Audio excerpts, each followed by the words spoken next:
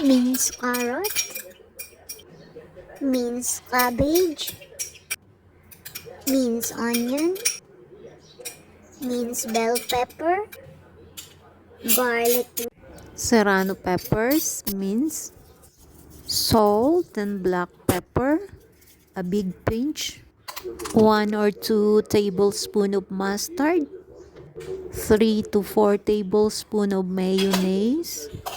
Mix it well.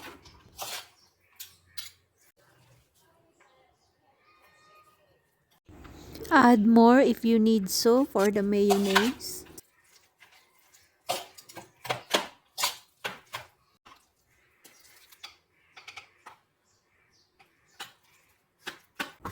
Toast the bread, both sides.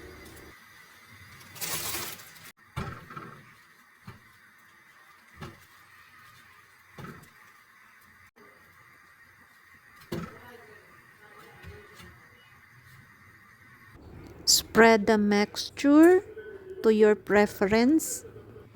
Please note that the fire or flame is off this time, okay?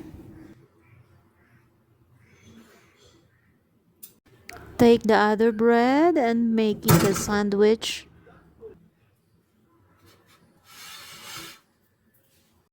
You can cut it into half to make it easier to eat.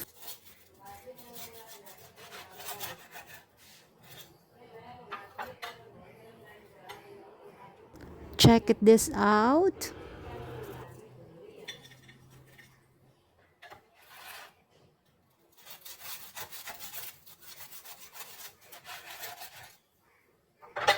This is very good for breakfast, even for lunchbox ideas for your kids, for your loved